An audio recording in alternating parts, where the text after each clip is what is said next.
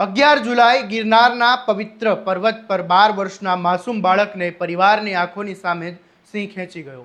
8 જુલાઈ અમરેલીના અંટાળિયામાં ગેરકાયદેસર સિંહ દર્શન કરવા ગયેલા 21 વર્ષીય સોહિલનું સિંહ હુમલામાં મોત થાય છે.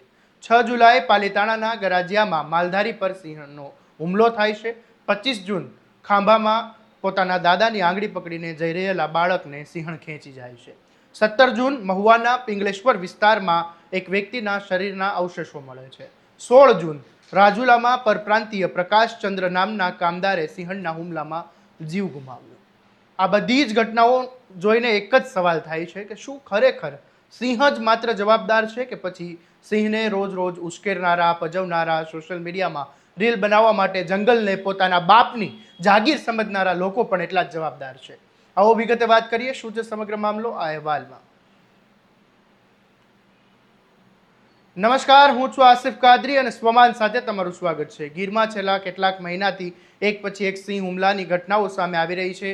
કોઈ બાળક જીવ ગુમાવે છે, કોઈ માલધારી ઇજાગ્રસ્ત થાય છે, તો ક્યાંક પરપ્રાંતીય મજૂર સિંહનો શિકાર બને છે.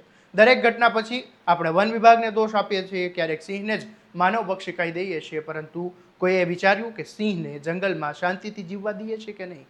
આજે ગીરના પૂર્વ વન વિભાગે એવી એક કાર્યવાહી કરી છે જે કદાચ આ સવાલોનો એક મોટો જવાબ આપે છે તેવું આપણે માની લઈએ.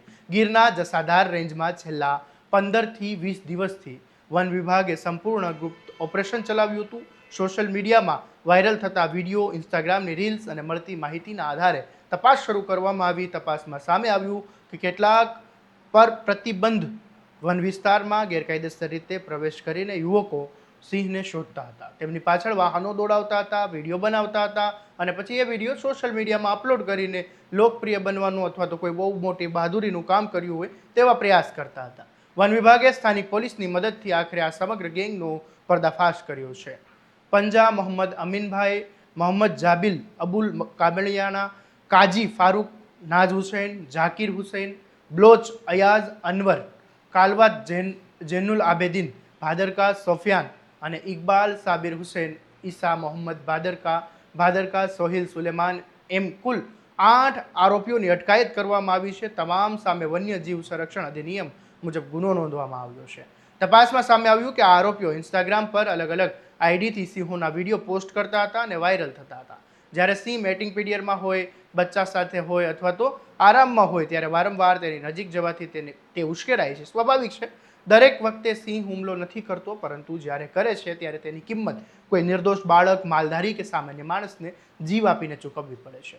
અમરેલીના અંટાળિયામાં થયેલી આ ઘટના એનું સૌથી મોટું ઉદાહરણ છે. ગેરકાયદેસર સિંહ દર્શન કરવા ગયેલા યુવકોના કારણે આખરે એક 21 વર્ષીય સોહિલનો જીવ ગયો. એ પણ ગેરકાયદેસર રીતે જ સિંહ દર્શન કરવા ગયો હતો.